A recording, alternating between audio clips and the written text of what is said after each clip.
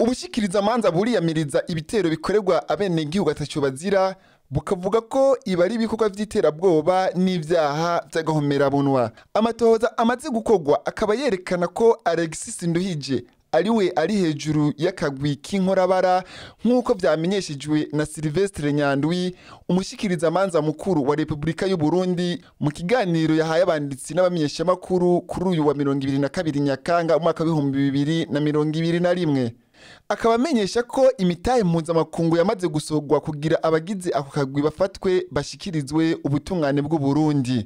Umugoroba wahirya y'ejo hahise igenekerezo rya 20 Nyakanga mu gisagara ca Bujumbura harabaye ibitero vy'ibisasu ntezwa ntoki byatwaye ubuzima bw'abantu n'ibintu vyononekaye.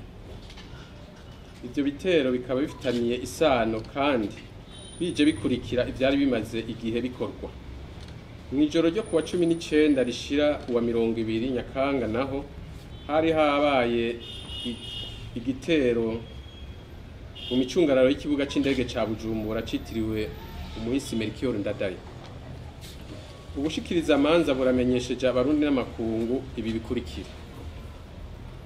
Ubushikiriza amanza buriyamirije ivyo bitero bikorerwa bene gihugu ataco bazira kandi burahojeje imiryango yabuze ababo. Twihweje amategeko y'igihugu n'amategeko mpuzamakungu, ivyo bitero nibikorwa vy'iterabwoba n'ivyaha vy'agahomerabunwa kuko ababikora badatera abasirikare ahubwo batera abenegihugu batariko barabarwanya hamwe n'ibibanza rusange. Abakora ubwo bubisha batera abenegihugu bitekaniye batariko barabarwanya ibintu n'abantu bikatikirira. Ku bitero vyakozwe imbere y'igenekerezo rya 20 Nyakanga umwaka w'ibihumbi 2021 twarabamenyesheje ko amadosiye yuguruwe n'amatohoza ariko araba. Abamaze gufatwa bakaba bazoshikirizwa vuba amasentare gutyo bacirwe imanza hisunzwe amategeko. Amatohoza amaze gukorwa arerekana ko ivyo bitero bikorwa n'akagwi k'iterabwoba karongowe n'aba bakurikira: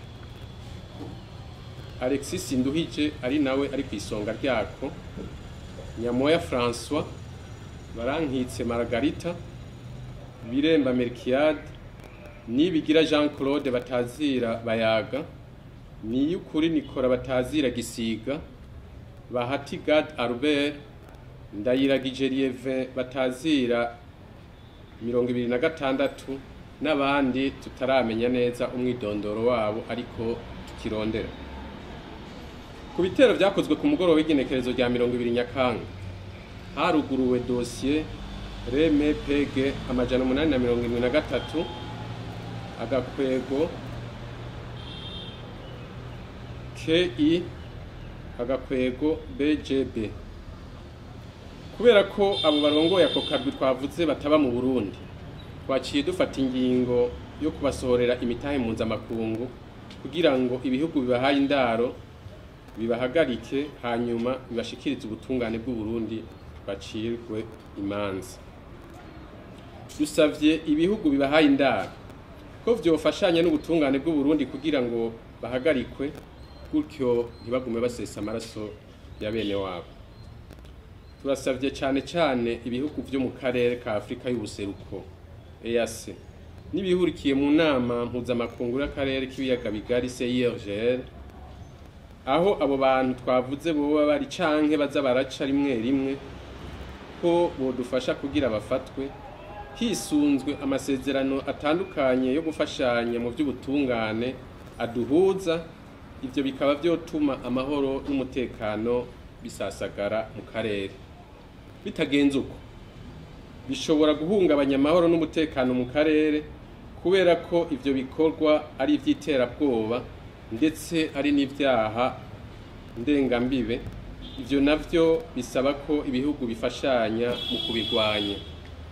Mu kurangiza, turateye akamo umuntu wese yoba afise amakuru kuri ivyo bitero vy'iterabwoba kuyashikiriza parake canke inyamiramabi imwegereye. Tukaba tubemereye ko ingingo zose zishoboka zafashwe kugira ngo umwidondoro wazotanga inkuru ntuze umenyekane. Murakoze.